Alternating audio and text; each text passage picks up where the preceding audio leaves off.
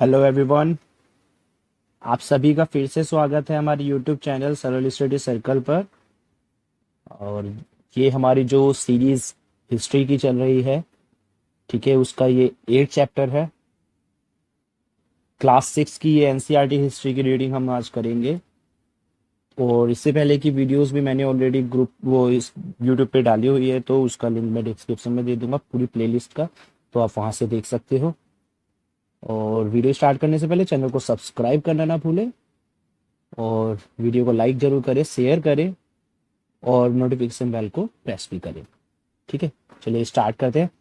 Chapter 8 है हमारा, अध्याय 8, खुशहाल गांव और समृद्ध शहर। लोहार की दुकान पर प्रभाकर प्रभाकर लोहारों को काम करते देख रहा था।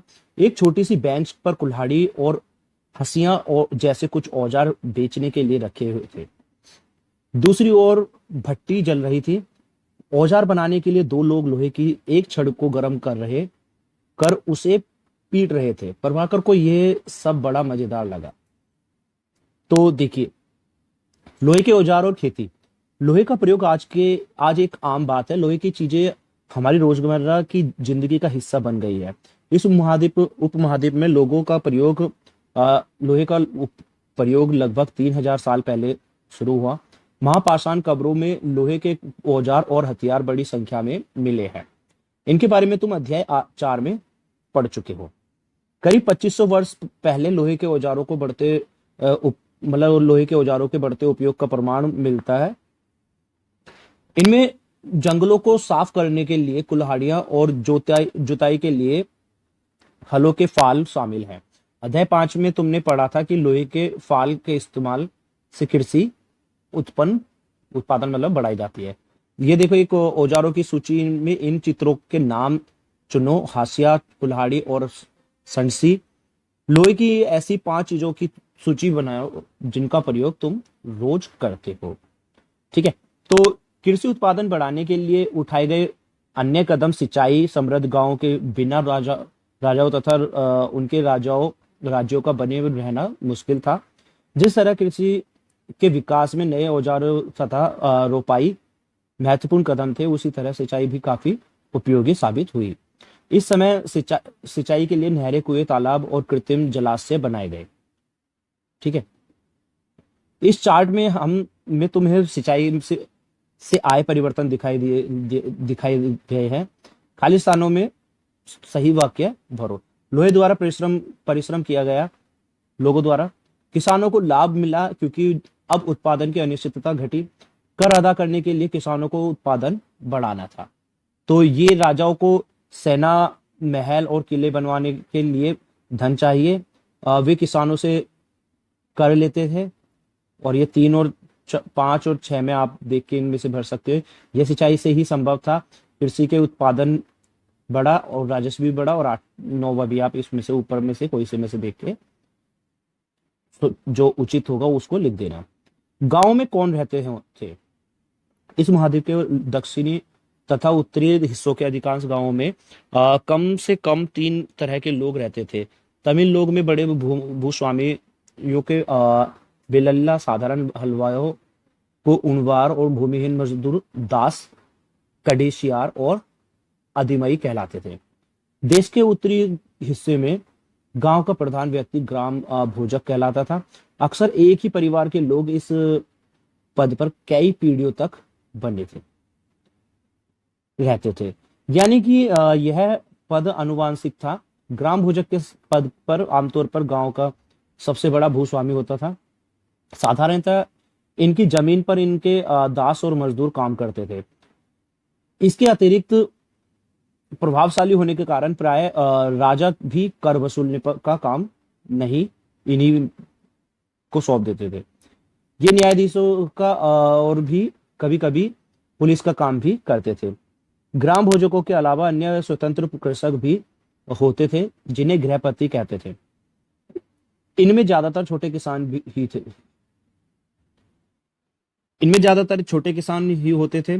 इसके अतिरिक्त कुछ ऐसे स्त्री पुरुष थे जिनके पास अपनी जमीन नहीं होती थी। इन्हें दास कर्मकार आते थे।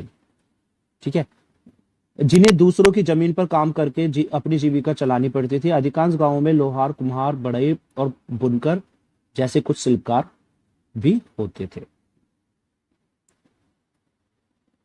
फिर ये दे रखा है प्राचीनतम तमिल रचनाएं। ये देखिए, तमिल की प्राचीनतम रचनाओं को संगम साहित्य कहते हैं। इनकी रचना करीब 2300 साल पहले की गई है। इन्हें संगम इसलिए कहा जाता है क्योंकि मदुरई के कवियों के सम्मेलनों में इनका संकलन किया जाता था। गांव में रहने वालों के जिन तमिल नामों का उल्लेख यहाँ किया गया है वे संगम साहित्य में पाए जाते हैं। नगर क्या कहती है कहानियां, यात्रा विवरण, कलाएं और पुरातत्व। तुमने जातकों के बारे में सुना होगा। ये वे कहानियां हैं जो आम लोगों में प्रचलित थी। बौद्ध भिक्खु ने इनका संकलन किया। यहाँ एक जातक कथा थी दी गई है जिसमें यह बताया गया है कि एक निर्धन किस तरह धीरे धीरे धनी बन जाता है। एक निर्धन की चतुराई। एक शहर में एक गरीब युवक रहता था। उसके पास एक मरे चूहे के अलावा कुछ नहीं था। उसने उस चूहे को एक सिक्के में एक भोजनालय वाले को बिल्ली के लिए बेच दिया। फिर एक दिन बड़ी जोर की आंधी आई। राजा का बगीचा टूटी टहनियों और पत्तों से भर गया। उनका माली इसे साफ करने की बात से परेशान हो उठा। युवक ने माली से कहा कि अगर लकड़ियां और पत्ते उसे मिल जाए तो वह बगीचे की सफाई कर सकता है। माली तुरंत मान गया। युवक ने पास खेल रहे बच्चों को यह कहकर इकट्ठा कर लिया कि प्रत्येक टहनी और पत्ते के बदले में उन्हें एक एक मिठाई मिलेगी। देखते ही देखते उन्होंने बगीचे से एक एक तिनका चुनकर गेट के पास इकट्ठा कर दिया। तभी उधर से राजा का कुमार बर्तनों को पकाने के लिए ईंधन की तलाश में गुजरा। उसने पूरे ढेर को खरीद लिया। इस तरह युवक के पास कुछ और पैसे हो गए। अब उस युवक ने एक योजना बनाई। एक बड़े बर्तन में पानी भरकर वह नगर के द्वार पर गया और वहां उसने घास काटने वाले 500 लोगों को पानी पिलाया। खुश होकर उन लोगों ने कहा, तुमने हमारे लिए इतना अच्छा काम किया है, बताओ अब हम तुम्हारे लिए क्या कर सकते हैं। उसने कहा, मैं आपको यह तब बताऊंगा जब मुझे आपकी सहायता की जरूरत होगी। उसके बाद उसने एक व्यापारी से दोस्ती की। एक दिन उस व्यापारी ने बताया, कल एक घोड़े का व्यापारी 500 घोड़ों के साथ शहर में आ रहा हो। यह सुनकर उस युवक ने उन घास काटने वालों के पास जाकर कहा, कृपया तुम सब एक एक घास का गट्ठर मुझे दो और अपनी घास तब तक मत बेचो जब तक मेरी ना बिक जाए। उन्होंने उसे घासों के 500 गट्ठर दे दिए। जब घोड़े के व्यापारी को कहीं भी घास ना मिली तो उसने इस युवक की घास 1000 सिक्कों में खरीद ली। ठीक है, ये एक कहानी थी। प्राचीन नगरों के जीवन के बारे में हमें कुछ अन्य स्रोतों से भी पता चल सकता है। शहरों, गांवों या फिर जंगलों के जीवन से जुड़ी घटनाओं को मूर्तिकार कलात्मक ढंग से उकेरते थे। इन मूर्तियों को ऐसी इमारतों की रेलिंग, खंभों या प्रवेश द्वार पर सजाया जाता था जहां लोग आते जाते थे। देखिए, जैसे ये दिखा रखा है।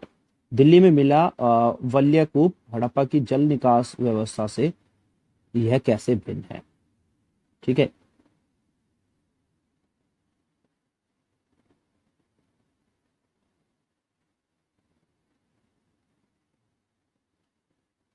ये देखिए नीचे सांची की मूर्तिकला। यह मध्य प्रदेश स्थित सांची के स्तूप की मूर्तिकला का नमूना है। इसमें शहर के जीवन का एक दृश्य है। तुम अध्याय 11 में सांची के बारे में पढ़ोगे। इन दीवारों को देखो, क्या वे ईंट की बनी है या फिर लकड़ी या पत्थर से। क्या इसकी रेलिंग लकड़ी की बनी है। इन इमारतों को छतों का वर्णन करो। ये दे रखा है ना, ये ठीक है। अध्याय 5 में वर्णित अनेक शहर महाविजन प्रदेश की राजधानी थी। जैसा कि तुमने पढ़ा इनमें से कुछ शहर परकोटों से घिरे होते थे। जैसा कि तुम ऊपर के चित्र में देख रहे हो, अनेक शहरों में वल्यकूप मिले हैं। ये वल्यकूप गुसलखाने, नाली या कूड़ेदान के लिए प्रयुक्त होते थे। प्राय ये वल्यकूप लोगों के घरों में होते थे। महलों, बाजारों या आम घरों में अवशेष बहुत कम मिले हैं। संभवतः लकड़ी, मिट्टी व कच्ची ईंटों या छप्पर से बने होने के कारण ये ज्यादा समय तक टिक नहीं पाए हों।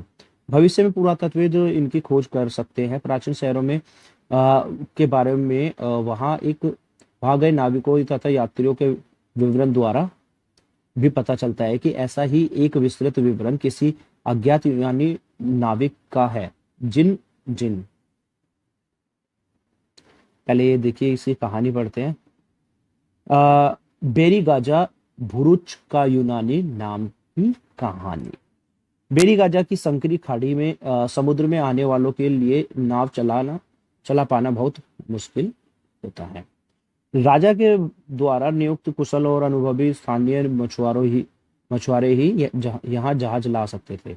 बेरी गाजा में शराब, तांबा, तीर, सीसा, मूंग, पुखराज, कपड़े, सोने और चांदी के सिक्के का आयात होता था।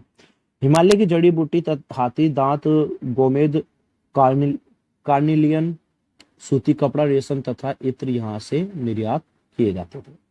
राजा के लिए व्यापारी विशेष उपहार लाते थे।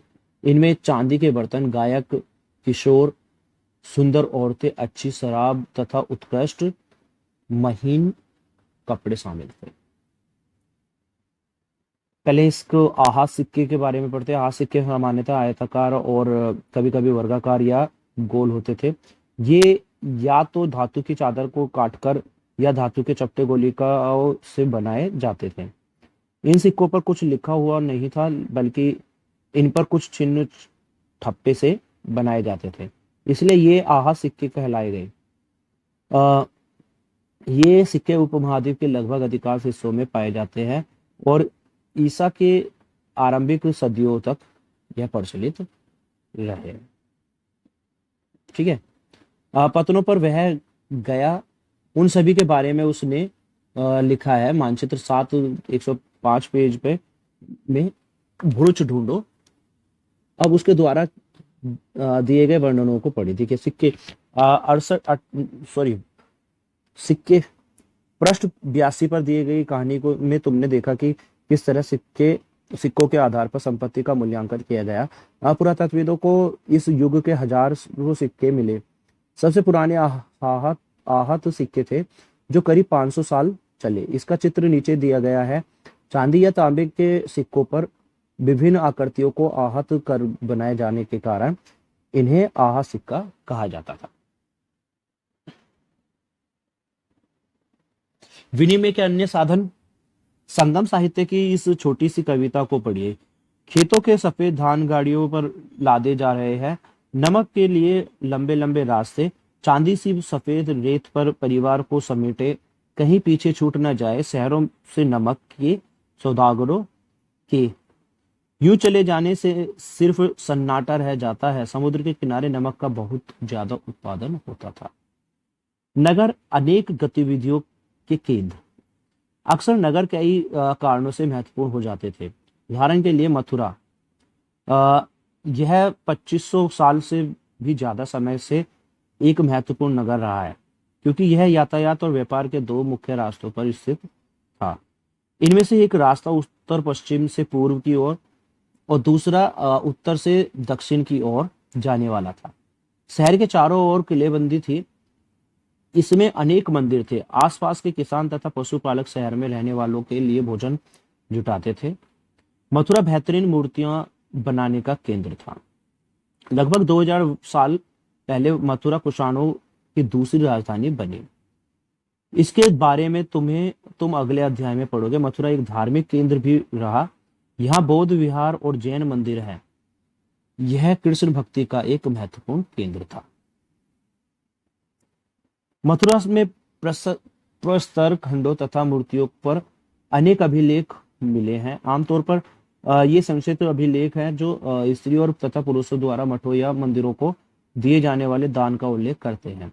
प्राय शहर के राजा, रानी, अधिकारी, व्यापारी तथा शिल्पकार इस प्रकार के दान करते थे। उदाहरण के लिए मथुरा के अभिलेख में सुनारों, लोहारों, बुनकरों, टोकरी बुनने वाले, माला बनाने वाले और इत्र बनाने वाले का उल्लेख मिलता है। पहले उत्तरी काले चमके पात्र, ये एक कठोर चाक निर्मित धातु की तरह दिखने वाले तथा चमकदार काली सतह वाले पात्र है। इसे बनाने के लिए कुम्हार मिट्टी के बर्तनों को भट्टों पर उच्च ताप पर रखते थे, जिसके परिणाम स्वरूप इन बर्तनों की बाहरी सतह काली हो जाती थी। इन पर एक पतली काली लेप भी लगाई जाती थी जो इस बर्तन को शीशे जैसी चमक प्रदान करता था। शिल्प तथा शिल्पकार, पुरास्थलों से शिल्पों के नमूने मिले हैं। इनमें मिट्टी के बहुत ही पतले और सुंदर बर्तन मिले हैं, जिन्हें उत्तरी काले चमकीले पात्र कहा जाता है, क्योंकि ये ज्यादातर उपमहाद्वीप के उत्तर भाग में मिले हैं। ध्यान रहे, अन्य दूसरे शिल्पों के अवशेषों शेष नहीं बचे होंगे, जैसे कि विभिन्न ग्रंथों में से हमें पता चलता है कि कपड़ों का उत्पादन बहुत महत्वपूर्ण था। उत्तर में वाराणसी तथा और दक्षिण में मदुरई इसके प्रसिद्ध केंद्र थे, जहां स्त्री पुरुष दोनों काम करते थे। अनेक शिल्पकार तथा व्यापारी अपने अपने संघ बनाने लगे थे, जिन्हें श्रेणी कहते थे। शिल्पकारों की श्रेणी का काम प्रशिक्षण देना, कच्चा माल उपलब्ध कराना तथा तैयार माल का वितरण करना था, जबकि व्यापारियों की श्रेणियां व्यापार का संचालन करती थी। श्रेणियां बैंकों के रूप में काम करती थी, जहां लोग पैसा जमा रखते थे। इस धन का निवेश लाभ के लिए किया जाता था। उससे मिले लाभ का कुछ हिस्सा जमा करने वाले को लौटा दिया जाता था या फिर मठ आदि धार्मिक संस्थाओं को दिया जाता था। सूत कातने और बुनने का नियम, ये नियम अर्थशास्त्र है। अध्याय 7 में अर्थशास्त्र का उल्लेख किया गया है। इसमें वर्णन किया गया है कि किस प्रकार एक विशेष पदाधिकारी की देखरेख में कारखानों में सूत की कताई और बुनाई की जाती थी। ऊन, पेड़ों की छाल, कपास, पटुआ तथा सन को तैयार करने के लिए काम में विधवाओं, सक्षम अक्षम महिलाओं, भिक्षुणियों, वृद्धा वेश्यों, राजा की अवकाश प्राप्त दासियों, सेविकाओं और अवकाश प्राप्त देवदासियों को लगाया जा सकता। इन्हें इनके काम के और गुणवत्ता के अनुसार पारिश्रमिक देना चाहिए। जिन महिलाओं को बाहर निकलने की अनुमति नहीं है, वे अपनी दासियों को भेजकर कच्चे माल को मंगवा सकती हैं और फिर तैयार माल उन्हें भिजवा सकती हैं। वे औरतें जो कारखानों तक जा सकती है, उन्हें अपना माल कारखानों तक तड़के ले जाना पड़ता था, जहां उन्हें पारिश्रमिक मिलता था। इस समय माल को अच्छी तरह जांचने के लिए रोशनी रहती है। अगर निरीक्षक उस औरत की तरफ देखता है या इधर उधर की बातें करता है तो उसे सजा मिलनी चाहिए। अगर औरत ने अपना काम पूरा नहीं किया है तो उसे जुर्माना देना होगा। इसके लिए उसका अंगूठा भी काटा जा सकता है। सूक्ष्म निरीक्षण, अरिकामेडु। अरिकामेडु पुदुचेरी में है। तो पृष्ठ 88 में रोम के बारे में दी जानकारी को पढ़ें। लगभग 2200 से 1900 साल पहले अरिकामेडु एक पतन था। यहाँ दूर दूर से आए जहाजों से सामान उतारा जाते थे। यहाँ ईंटों से बना एक ढांचा मिल रहा है जो संभवतः गोदाम रहा हो। यह भूमध्य सागरीय क्षेत्र के एम्फोरा जैसे पात्र मिले हैं। इनमें शराब या तेल जैसे तरल पदार्थ रखे जा सकते थे। इनमें दोनों तरफ से पकड़ने के लिए हत्थे लगे हैं।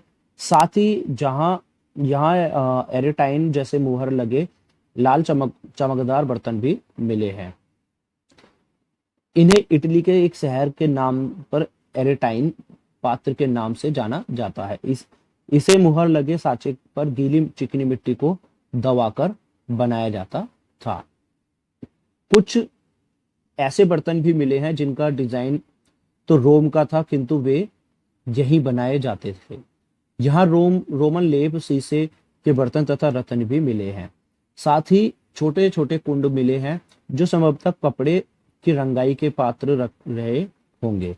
यहाँ पर शीशे और अर्ध बहुमूल्य पत्थरों से मन के बनाने के पर्याप्त साक्ष्य मिले हैं।